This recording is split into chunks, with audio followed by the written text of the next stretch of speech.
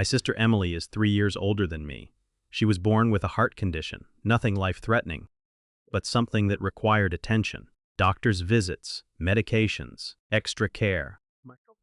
My parents poured themselves into her. I understood.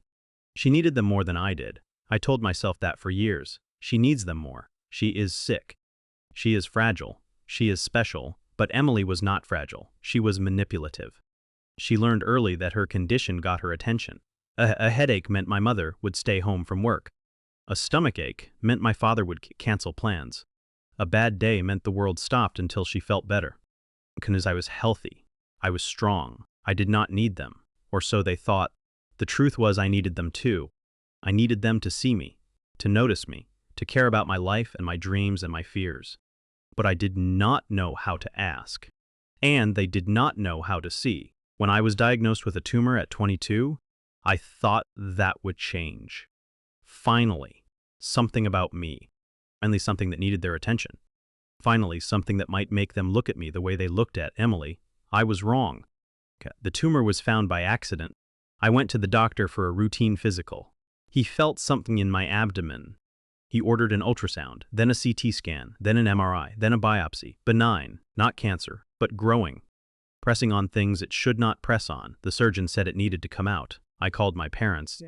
I told them the news. My mother said, "Oh my goodness." My father said, "We will be there for you." They asked about Emily. They always asked about Emily. Was she okay? Was she handling the news? Was she stressed? I said, "I do not know. I have not told her yet." My mother said, "You should tell her. She will want to know," I told Emily. She said she was sorry. Then she said she had a headache. She said she needed to lie down. The surgery was scheduled for a Tuesday. My parents said they would drive up the night before. They lived 3 hours away. They said they would stay at a hotel near the hospital. They said they would be in the waiting room when I went in. They said they would be there when I woke up. I believed them. The night before the surgery, I could not sleep. I lay in my hospital bed staring at the ceiling. I was scared, not of the surgery, of being alone, of waking up in pain with no one there, of facing something hard without someone to hold my hand. My parents arrived at 6 in the morning. They looked tired. They looked worried. They looked at me like they were supposed to look at me. My mother hugged me. My father patted my shoulder. They said everything would be fine. Baned at 7, my mother's phone rang. It was Emily. She said she had a headache, a bad one. She said she needed my parents to come home. She said she could not be alone. My mother put her hand over the phone. She looked at my father. She said, "Emily has a migraine. She needs us." My father said, "We cannot leave." "Alex has surgery." My mother said she is scared. "She is alone." My father looked at me. I saw the conflict in his eyes. The choice he did not want to make. The choice he would make anyway. I said, "Please do not go. I am scared too. I need you here." My mother said, "Your sister is sick. You will be fine. The surgery is routine. The doctors are good. You will not even know we are gone." I said, "I will know. I will know you left." My father said, "We will be back before you wake up." They kissed my forehead. They walked out. The door closed. I lay there in the cold room, with the thin gown and the shaking hands, and I felt something break. Not my heart, that had broken years ago. Something else, something that had been holding me together. Something that believed my parents would choose me if I needed them enough. They did not choose me. They never would. The surgery took 4 hours. I do not remember any of it. The anesthesia put me under, and I woke up in a different room with a different bed and a different ceiling. The pain was there, dull, heavy, present. I looked around the room. No parents, no sister, no one. I asked the nurse if anyone had called. She checked her notes. She said no. Mendo. I asked if anyone had left a message. She said no. I closed my eyes. I did not cry. I was too tired to cry, too empty, too broken. The next day my parents called. My mother said they were sorry they could not make it back. Emily's headache got worse. They had to take her to the hospital. She was fine now. Just stress, just anxiety, just Emily. I said, "I am glad she is okay." My mother asked how the surgery went. I said it went fine. She asked when I was going home. I said tomorrow. She said they would try to visit soon. But they did not visit. They did not come. They did not call again for 2 weeks. I went home alone.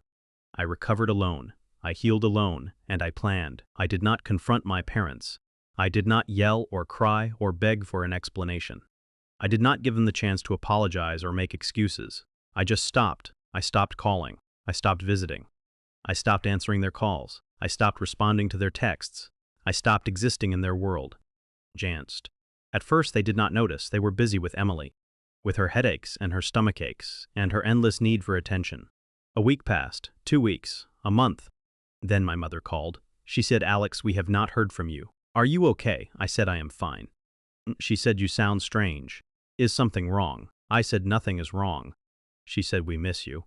When are you coming to visit?" I said, "I am not." She said, "What do you mean?" I said, "I am not coming to visit. I am not calling. I am not texting.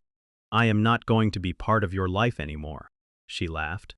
She thought I was joking. She said, "Alex, do not be dramatic." I said, "I am not being dramatic. I am being honest.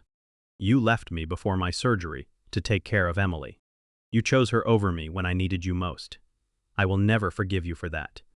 Blemmed, she said, "That was an emergency. Emily was sick. I said I was having surgery. I was scared. I asked you to stay. You left anyway." She said, "You are being unfair." I said, "I am being honest. And I am done." I hung up. The silence lasted a year. A full year of no calls, no texts, no visits, no holidays, no birthdays. I did not send cards. I did not send gifts. I did not acknowledge their existence. They tried to reach out at first.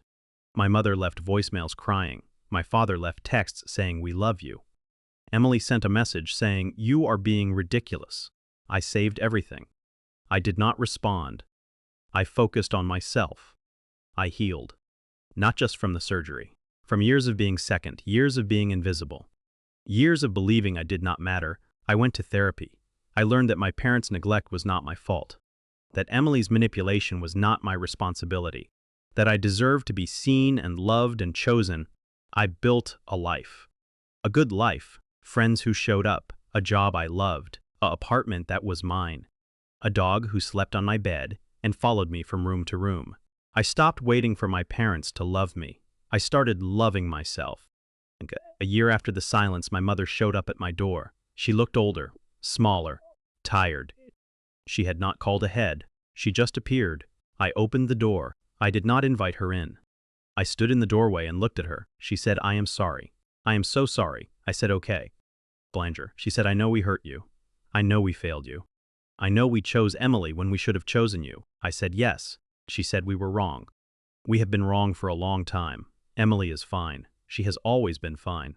She just learned how to get what she wanted, and we let her." I said, "Yes." She said, "I want to make it right. I want to be in your life. I want to be the mother you deserved." I looked at her. I thought about the hospital room, the cold gown, the shaking hands, the door closing behind them. I said, "I do not want that." She started crying. She said, "Please, Alex, please give me a chance." I said, "You had a chance. You had 18 years of chances. You had the morning of my surgery. You had every day since. You chose not to take them." Bam. She said, "People can change." I said, "Maybe. But I do not have to be there to watch." Mumdy, I closed the door. It has been 3 years since I closed that door. I have not seen my parents since. I have not seen Emily. I have not spoken to any of them. They still try sometimes.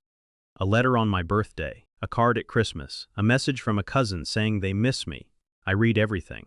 I save everything. I do not respond. I am not angry anymore. I am not sad. I am not waiting for an apology that will never come. I am just done. I have a new family now. Friends who show up, a partner who sees me, a dog who loves me unconditionally, a life that is mine. I heard through the grapevine that my parents are struggling. Emily moved away. She does not visit much. She has her own life now. My parents are alone. They have each other. But they do not have me.